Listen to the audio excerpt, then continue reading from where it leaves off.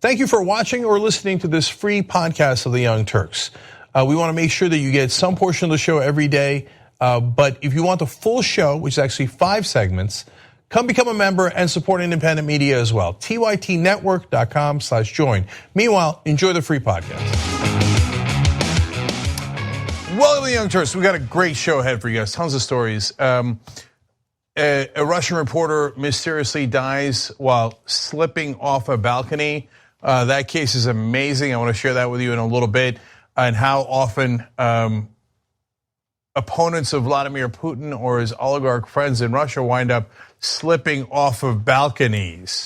So, and then speaking of funny coincidences, Sean Hannity rails against conflicts of interest on television, then appears to have a giant conflict of interest of his own in regards to Michael Cohen. We have clips. You're going to love the videos, including one sent in by one of our viewers.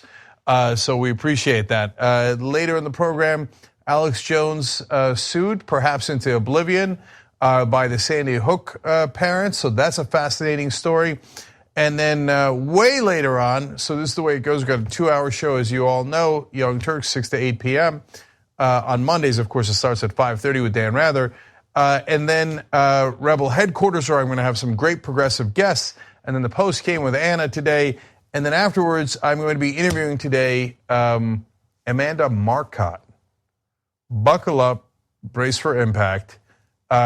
She was one of the biggest opponents of Bernie Sanders during the 2016 primary. Not a fan of Bernie Sanders. That should be a fascinating conversation. Members get to see that live. That'll be at about 9:15 p.m. Eastern. So if you're a member, you get all of that whenever you want. tytnetwork.com/join. Okay, now let's have some fun and do some stories. Okay. Stormy Daniels has come out with a composite picture of the person that she says accosted her back in 2011. Now, this is very important because of the legal dominoes that it sets into effect. First of all, as you're seeing in the graphic here, let's show you the full screen picture of what the guy apparently looks like based on her description, and one of the top, basically, portrait drawers in the country that does this for a living, Louis Gibson, a forensic artist, drew this. Now, we're going to get back to that picture because there's some interesting theories about that in a second. But let me tell you what happened back in 2011. Remember, Stormy Daniels, of course, an adult film actress who had an affair with Donald Trump back in 2006. It was a couple of months after Melania Trump had her first child with Donald Trump. That's, of course, Barron Trump. And so Donald Trump didn't want this coming out. She might have pictures and text as well.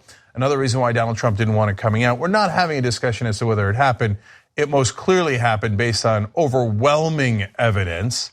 So now the question is, did Michael Cohen, Trump's lawyer, pay her $130,000 as hush money? Would that be, for example, an in-kind contribution that would violate campaign finance laws significantly? But that's not the only legal issue. The other legal issue is apparently threats that were made to her 5 years after the affair in 2011. Now, that's when she started talking to the press. So that's the significance of the year 2011. And she explains her version of the story of what happened to her in Vegas. She says, I was in a parking lot going to a fitness class with my infant daughter, and a guy walked up on me and said to me, leave Trump alone, forget the story. And then he leaned around and looked at my daughter and said, that's a beautiful little girl. It'd be a shame if something happened to her mom. And then he was gone. Okay, now, if that in fact happened, that is significant legal trouble for anyone who might have contracted out that thug to go threaten Stormy Daniels that way. Now, the affair with Donald Trump, as I told you, is absolutely clear cut. She said all the way back in 2011, she described the details of the affair way before Donald Trump even considered running for president, and that was all on tape. They did pay her hush money. There's no question about that. Whether this guy exists and that crime happened is an open question. But if it were to be settled in the direction that he is real, that did happen, and if Michael Cohen, Trump's lawyer, were the one who contracted him, boy, then he's in massive trouble.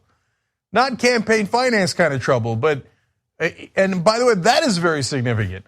But this, we could be talking about decades in prison here. This is a giant matter that involves potential threats of physical violence.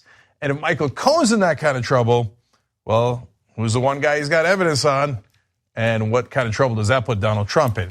So Stormy Daniels' attorney has put out an email. If you see this guy, you're apparently supposed to, it's a $100,000 reward. It's no joke, okay? And the email is idthethug@gmail.com. idthethug@gmail.com. And by the way, if you do find the guy, tell the lawyer the Young Turk sent you. No, you keep the money. I don't want any part of that $100,000, okay? It'd be nice if somebody in the Young Turks army found him. Now, while you're looking, don't get too confused, because there are some people that he does look like. Let's be clear about that. One of them is this guy. Okay, keep it real. It is unlikely to be Tom Brady, so don't bother emailing in with, I solved it, if your answer is Tom Brady. Okay, now another guy that it could be, according to some on the internet now, is a man named Glendon Crane. Well, that's curious. So that does kind of look like him a little bit, because he's in a picture right there next to Stormy Daniels. Why are they in the picture together? Because that's Stormy Daniels' husband. Oh, that is a curious coincidence. So can I see the original portrait again? I mean, you're seeing it right there next to me, but still. And now let's see Stormy Daniels and her husband. Yeah, that's weird. Okay, that's just weird. Okay, so I don't know what's going on. That's why I told you this part, I don't know. If it's real, it's a world of trouble for Michael Cohen and probably Donald Trump. If it isn't, by the way, it should be a world of trouble for Stormy Daniels. Because you shouldn't make up anything like this. And just because this guy kind of happens to look like her husband doesn't mean that it's not real. But that is a weird coincidence. Okay. Does look like him, right? It's okay, right? Not, my eyes aren't playing tricks on me. Okay. All right, let's keep going. So this is a story I rather enjoy. It's a good graphic. I like that graphic. Okay, all right, here we go. So I've been telling you for a long time that Glen Beck's site, The Blaze, is in trouble. That's because I'm good at math, and I know that his numbers don't add up. I'm also in digital media, giving me further context into how preposterous his claims were that he was running a profitable business. So obviously, Glen Beck left Fox News, started The Blaze, and said that things were going great and put a lot of money into it. A lot of people put a lot of money into it, and it looks like they're having a wee bit of trouble. And we have wonderful, rich details for you guys, literally in this case, today. And the Daily Brief breaks this story. Glen Beck, they explain, the enigmatic conservative media firebrand, appears to be selling off his assets as his media enterprise downsizes. Betsy Woodruff and Max Tanney reporting on that. Okay, no one's surprised by this. I told you they were having trouble and they started laying off a lot of people. In fact, let's talk about that a little bit, but what they're selling off is the fun part.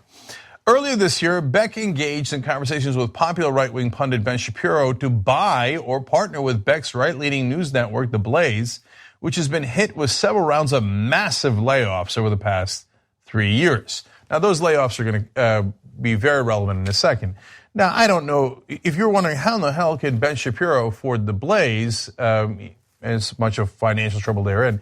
No, for conservatives, there's usually very, very wealthy people who are not actually looking to make a profit, who finance a lot of this stuff. So like the Mercers, for example, Robert Mercer, Rebecca Mercer, financed Breitbart. Never turned a profit, never gonna turn a profit.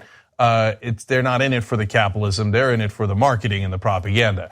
So I don't know who's behind Shapiro and who could possibly buy The Blaze. That's an interesting story for another day. But right now, let's look at what he's selling off. Beck's opulent spending habits have been a source of consternation at his media empire.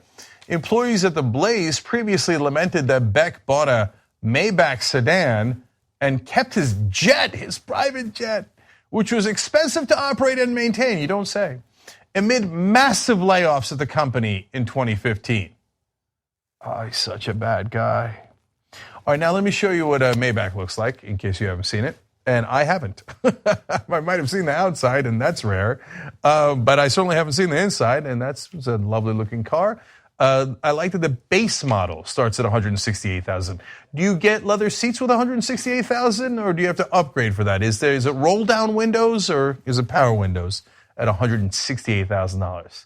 That is a pretty looking car. Now, that's not necessarily Glen Beck's car, but Glen Beck's car is a Maybach, and it looks something like that. Okay, and then he has a private jet. And again, this is not exactly his private jet, but this is the kind of private jet that he owns. It's a similar model, okay? Must be nice. There's, what is that, champagne or wine in the middle there? Very, very nice. I don't love that particular color, but I'm sure Trump would feel at home. All right, so that's what he's doing. He once wrote a couple of years back to his daughter, these are moving words. Private jet travel is the only material thing that can actually change your life. Agree to disagree. I think there's a lot of things that can change your life, and I'd start a little bit lower than private jet travel. I don't think that's the only thing that can materially change your life. Preposterous. What an insane thing to say. I mean, you don't want to travel with a rabble, even in first class. I do declare, unbearable. The only material change your life is if you have a private jet. Okay, well, it looks like they're not going to have a private jet anymore, so I guess his life has been materially changed for the worse. I don't know how the Beck family is going to make it through this. Now, here comes the worst part. The jet was purchased by Beck's radio company, Mercury Radio Arts, that same year in 2015 from right-wing billionaire Richard Mellon-Scaife for $1 million. The year he's doing layoffs, presumably, I mean, I don't know if he has the courage to actually do it himself, but presumably people come into his office and say, oh man, we're on tough times. Sorry about that, man. We got to let you go. Hope you could find another job. It happens in the world, right? Sometimes you're on really tight times. We can't afford your salary anymore, $40,000, $50,000, $60,000, whatever it is. We can't afford it anymore. Then he turns around and laughs. Give me $1 million to buy the Richard Mellon-Scaife's private jet. Because his life has to be materially changed for the better. Your life, that's a different story. But he bought it with the company's money. Look, Oprah wants to have a jet. LeBron James wants to have a jet. Bill Gates wants to have a jet fly around the world, and they pay for it. I don't begrudge that, man. A lot of people have private jets. Rush Limbaugh has a private jet. I never talked about Rush Limbaugh's private jet. But you're going to use company money and $1 million so you don't have to fly first class. So you get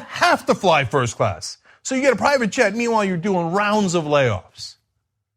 Gee, I wonder what his priorities are. I can't quite tell. So could it be that his crazy spending is what led to some of the Blaze's troubles? Look, finally, let me say this. Glen Beck is insane. I think he's clinical. We've talked about this before. He once declared that he was now sane, that he had mental issues in the past, but he's now saying why? Because he said he strapped himself to a gyroscope and went all round and around like Sandra Bullock in Gravity. And he said that cured him. I got news for you. It didn't. That's not a thing. That doesn't cure any kind of mental disease. That's what his quack doctor told him, and that's what he believed. So that's three guys on the right that I think are clinical. Glen Beck for certain, Alex Jones for certain, and I would argue Donald Trump. So why do right-wingers love insane leaders? There is a real reason. You know why? Because conservatives are authoritarian by nature. They want to follow a strong leader. Who are strong leaders? Insane people. You know why? They're resolute. I know what I'm doing. The gyroscope cured me. The frogs are gay. And there are human gorilla pig hybrids. I'm positive of it. Right? Donald Trump. I'm the only one who can save you. All of these things are coming, but me. They are absolutely certain. Why? because they're not smart. Smart people reflect and they think, hey, that could be right, that could be wrong. Let's test it out. What are our different options? Insane people think they have the whole world figured out. And when in reality, they don't know anything. But they sound strong, confident, and resolute. Exactly what conservatives follow. It is so sad. And likely in a couple of years, we will, at least in 2 out of 3 of those cases, have literal clinical reports in, that's my best guess, of them saying, yeah, no, they had mental issues. They had legitimate, significant mental issues. Beck said he already had them in the past, but that the gyroscope cured him. No one in their right mind actually believes that. Does anyone think Alex Jones is sane? And when you find out, any rational person, when you find out the guy that you've been following your whole life and thought was awesome was actually insane the whole time, oh, that's gonna leave a mark. Well, look forward to that. Okay, now, let me give you some good news. Although, I would argue that was good news. I'm a bad man. Okay. When the Justice Democrats started, I remember I was there. We were told that we would be lucky to have one Justice Democrat in Congress after the next set of elections in 2018. So we now have 3. We started with 52 candidates. 2 of them were incumbents. I am super happy to announce today the 3rd incumbent sitting member of Congress that has joined the Justice Democrats. That's Pramila Jayapal. She's from the state of Washington. She is one of the most progressive congresspeople in the country. It is a great honor to have her as part of the Justice Democrats. So why were people skeptical and why are people joining now? I'm going to give you some quotes from her and some of her supporters in a second. Well, people were skeptical because of 2 things. They said, one, the platform is so progressive. Go to justdemocrats.com, check out the platform. They're like, can people really sign on to that? But in the case of somebody like Congresswoman Jayapal, she's that progressive. That's not an issue at all. But a corollary to that was, look, a lot of these folks are going to primary people that are incumbent Democrats. And so they thought not a lot of Congress people will have the courage to say, yeah, it's okay to primary incumbents. But they were wrong. Ro Khanna, Raul Grijalva, and now Congresswoman Jayapal all have the courage to do that. To say it's important to fight not just for Democrats, but for progressives. And not just for political reasons, but for policy. The second reason people were skeptical was because we said that we would not allow anybody who would take corporate PAC money. And they thought, well, I mean, sitting members of Congress, they can't not take corporate PAC money. It turns out they can. So now as we get more and more Justice Democrats that are in the House, and there are more and more candidates, guess what's happening? Go back to our old videos. It's exactly what I told you would happen. Now people are saying, well, I mean, come on, of course. I mean, no corporate PAC. Because now even Gillibrand and Booker is doing it. Were they doing it before we started? I don't remember that. We were told it was impossible. So now there are a great number of people saying no corporate PAC money. And now we have 3 already in the caucus. And there are a lot more on the way. Already the primaries have started. There were some losses. Of course, that's normal. And there was a lot of victories. 5 out of 7 Just Democrats won or got into the runoff in Texas primaries. 5 out of 7. One of them who lost turned around and recruited the candidate who beat him. And that was Mighty Mary Wilson, who won that race. She became a Justice Democrat. And the unity continues. This is real unity around progressive priorities. I am super proud of that. You know what Justice Democrat stands for? So yes, definitely economic justice and social justice. Yes, we believe that everybody should be treated equal, not equality of results, but equality of opportunity, okay? And economic justice for the whole country. Your wages are stagnating. The system has been rigged against you, but not by the powerless, but by the powerful. But the third reason it's called Justice Democrats is because we want representatives to represent just us. Not your donors, just us. So I love that the Congresswoman has joined here. I'm not alone. First sitting Justice Democrat was Representative Ro Khanna. He came out with a statement today saying, "We need to talk about a relatively new show called the Republic, or UNFTR. As a Young Turks fan, you already know that the government, the media, and corporations are constantly peddling lies that serve the interests of the rich and powerful. But now there's a podcast dedicated to unraveling those lies, debunking the conventional wisdom. In each episode of On the Republic, or UNFTR, the host delves into a different historical episode or topic that's generally misunderstood or purposely obfuscated by the so-called powers that be, featuring in-depth research, razor-sharp commentary, and just the right amount of vulgarity. The UNFTR podcast takes a sledgehammer to what you thought you knew about some of the nation's most sacred historical cows. But don't just take my word for it. The New York Times described UNFTR as consistently compelling and educational, aiming to challenge conventional wisdom and upend the historical narratives that were taught in school. For as the great philosopher Yoda once put it, you must unlearn what you have learned. And that's true whether you're in Jedi training or you're uprooting and exposing all the propaganda and disinformation you've been fed over the course of your lifetime. So search for UNFTR in your podcast app today and get ready to get informed, angered, and entertained all at the same time.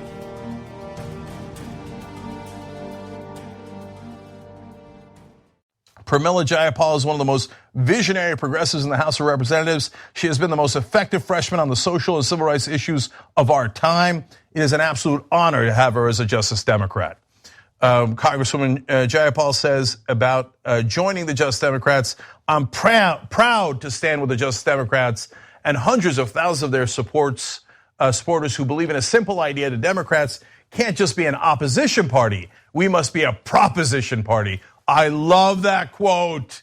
That's exactly right. It's not just a matter of resistance. These are our priorities, and we are going to fight for them. Finally, she said, this election year is critical as we fight to take back the House by running progressive candidates in every corner of our country who believe in our vision. Exactly right. And look, if you want to find out more about the candidates, find out more about the platform that they're running on, go to justicedemocrats.com. There are dozens of candidates now. And right now, a lot of them are winning. Brett Welder is winning in Kansas, beating the incumbent Republican there, according to the polls, by 7 points. Doug Applegate is winning.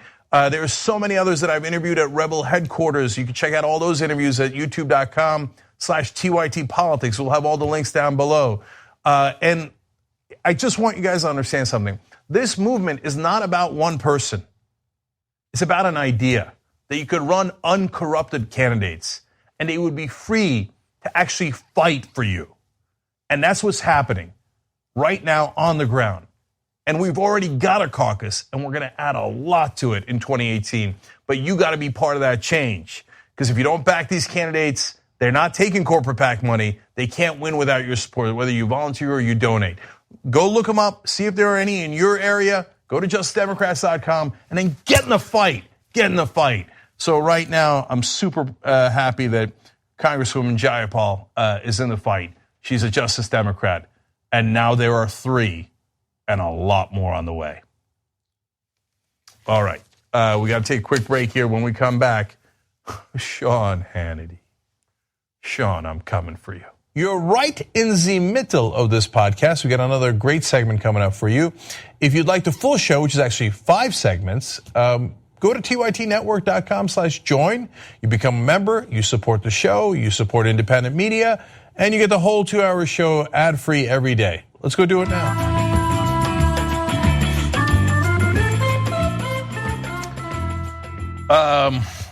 Back on the Young Turks, Cenk and Anna with you guys. Peter Hamby writes in on YouTube Super Chat, is Sean Hannity going through a Carly Rae Jepsen yip? He wants to call me maybe. I noticed that too. I wanted to point out he was saying, it sounded like they were saying, call me maybe. Artificial Amorphous Man writes in on YouTube Super Chat, huge race for governor of Minnesota. Please report on Rebecca Otto and Tim Pawlenty so we won't get Pawlenty. Make that suggestion at rebelhq@tytnetwork.com. We take those suggestions super seriously. If you can hook us up with a campaign, we have a candidate, really interesting candidate, for governor of Massachusetts. That's on Rebel headquarters tonight.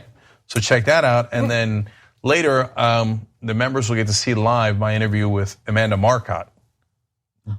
Drums. Oh, wow. Is that tonight? That's tonight. Okay. Oh, I might stick around for that. Yeah. I might stick around for that. By the way, the name Polenti always makes me hungry because it sounds like polenta. But just that's a side note. Yes. Anyway.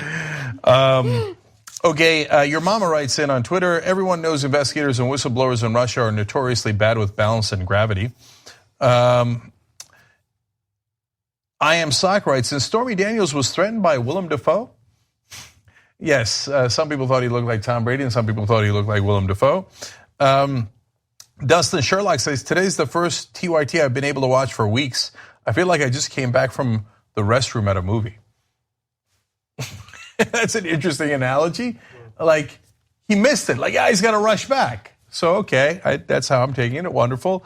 And finally, Bart. Oh, that's our Bart. Bart Kyle writes in, if Glen Beck wants to get his private jet back, all he would need to do is to become a televangelist. Problem solved.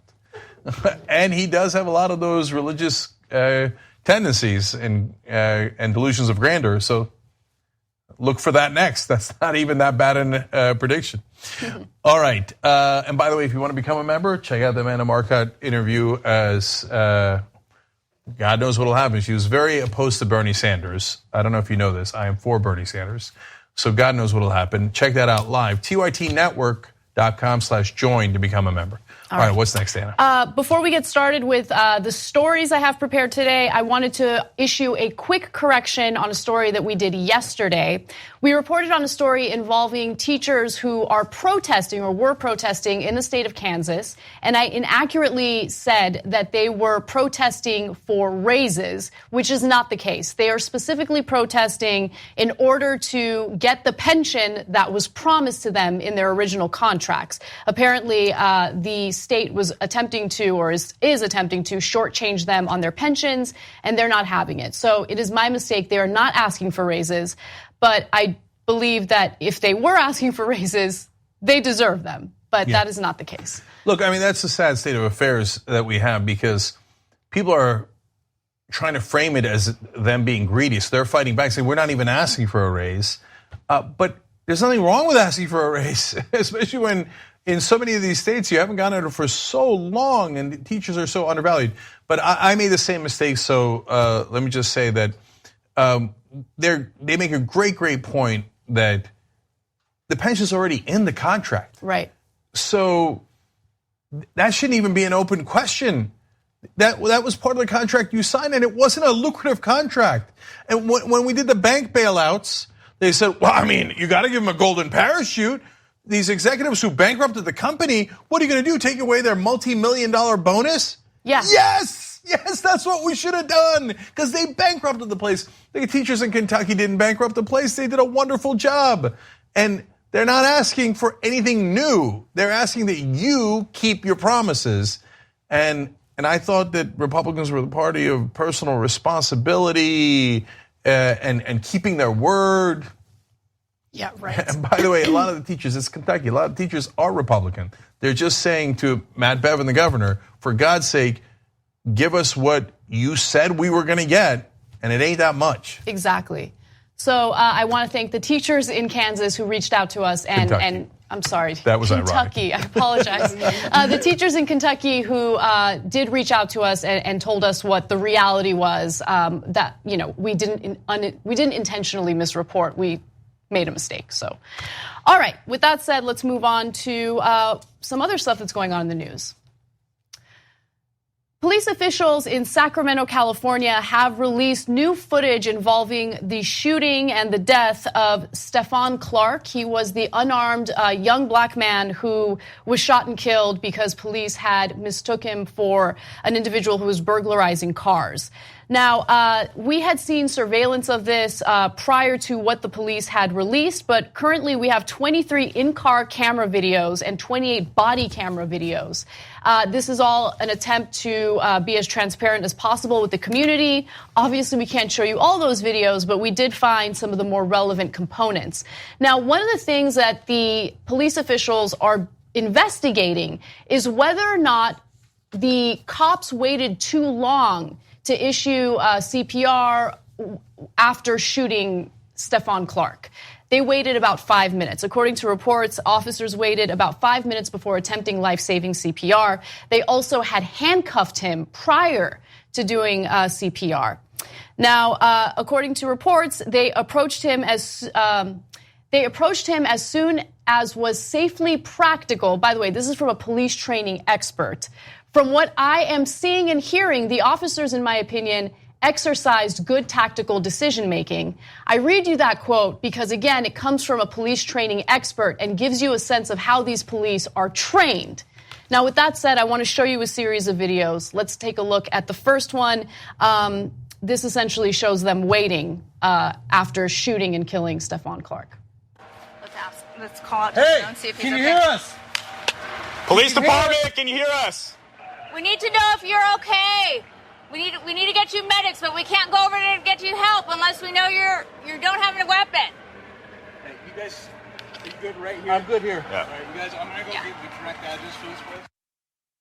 At TYT, we frequently talk about all the ways that big tech companies are taking control of our online lives, constantly monitoring us and storing and selling our data. But that doesn't mean we have to let them. It's possible to stay anonymous online and hide your data from the prying eyes of big tech. And one of the best ways is with ExpressVPN. ExpressVPN hides your IP address, making your activity more difficult to trace and sell to advertisers. ExpressVPN also encrypts 100% of your network data to protect you from eavesdroppers and cyber criminals. And it's also easy to install. A single mouse click protects all your devices. But listen, guys, this is important. ExpressVPN is rated #1 by CNET and Wired magazine. So take back control of your life online and secure your data with a top VPN solution available, ExpressVPN. And if you go to expressvpn.com/TYT, you can get 3 extra months for free with this exclusive link just for TYT fans. That's expressvpn.com/TYT. Check it out today. Well, which way? Yeah, it probably is. He put it out. Okay. Okay. Sir, can you move? Can you hear us? And that's it? He didn't move after that? Okay. Okay, so this is exactly what we've been telling you guys. The training is all wrong. So that so-called training expert says they did it perfectly. That's doing it well? That's doing it well. Sir, can you move? No, because you shot him. It's obvious that he's unconscious. So I grant you that there is a small percentage chance that he's faking it. What's a percentage chance that he's faking it? 1%? Maximum 5%? You saw the video, right? What is the percentage chance that you could save his life if you responded immediately when he appears to be unconscious and bleeding out? If you didn't wait the 5 minutes as he's bleeding out, the chance of saving his life could be fairly high. Of course, it's impossible to know in that specific case, but this happens all across the country. Could we save 25% of those people's lives, 50% of their lives? But what the cops are taught is your life is worth so much more than the guy you shot. The guy's life that you shot is not at all that important. I mean, God forbid, though, he should, instead of being unconscious and bleeding to death as it appears, maybe it's a giant bear trap, so don't take 1% of 1% chance. Let him just die. So I don't know why anybody's surprised. We've seen it in video after video after video. The cops are taught to let us die. So that's the training. And then afterwards, the training expert says, bravo! Way to let him die right there in the street. And remember, actually, to be more accurate, in his own backyard. It was his own backyard. He was living with his grandmother, and again, he was not the person burglarizing anyone's car. He also did not have a gun. He had a cell phone, and cops assumed that was a gun. And by the way, you should watch the original video where we show you how the shooting unfolded, because there were very few questions asked. He had run away from the cops. They approached him, and he ran into the backyard. And cops, they didn't fire their weapon one time. There wasn't 1 or 2 bullets involved. There were dozens of bullets involved. And the reason why I'm pointing that out to you is because any reasonable human being would know after firing your weapon dozens of times, it's likely that he was shot and it's likely that he is dead, right? You don't need to wait 5 minutes to approach him and see if there's any possibility you could save his life. It drives me crazy that we have conversations about whether he did a burglary or not do a burglary, and oftentimes, well, at some point he might have, once he got in school detention for smoking pot, after you executed him. You're not supposed to execute people who did burglaries, even if he had done it. And have you ever been in your backyard with a cell phone? My guess is yes. I've been in my backyard many times with a cell phone. Well, if cops come in and you happen to be black, and if, boy, God help you if you're in a poor area, or if you're black in a rich area and in your backyard with a cell phone, that apparently is cause to not only shoot you, but to make sure that they don't save your life. Can you move? No, he can't move because you just shot him. Okay, so we have a few more videos that I want to show you. Let's take a look at the next video. It features an officer mentioning that he could be faking it. Take a look. He hasn't moved at all. He hasn't moved at all. Okay, let's have the next unit just bring a non-lethal in case he's pretending, but let's just in case. Yeah, that's it. That right there is the essence of what we teach cops these days. Make sure that you're a coward, and just in case, just in case, he might have a nail file on him or something, make sure that he dies, and then when you get there, and he's bled out for 5 minutes because you won't do CPR on him, handcuff him first. Just in case you get a hangnail or something. Just in case a cop would ever be in this much danger. Let him die, let him die, let him die. That's what we train him, and then we tell him bravo afterwards. Then we get surprised, hey, why do we have a problem in America? Because the citizens are not enjoying getting murdered. We're not enjoying it. And when we say Black Lives Matter, they go, no, Blue Lives Matter. No, you already taught him that. You already taught him that the only thing that matters is cops' lives. So I'm not at all surprised by this. And it's gonna happen in your neck of the woods too. So I wanted to also bring up another component of the story that should concern people, because although the cops were wearing body cameras in multiple or throughout these videos, they kept muting the cameras, so you couldn't hear any audio. So the reason why I bring that up is because if you are doing everything right and you're following protocol and you have no reason to hide anything, no reason to be guilty, why do you keep muting your mic? So the Los Angeles Times Huffington Post reports that both sets of video show officers muting their body cameras. The police department issued new guidelines earlier this month following the first video release, allowing officers to mute body cameras only if they're talking to a doctor, nurse, or paramedic, or when working with sexual assault or rape. So they're also required to explain on the recording why they're about to mute or deactivate the camera. And so obviously none of those specific cases applied when it came to this shooting.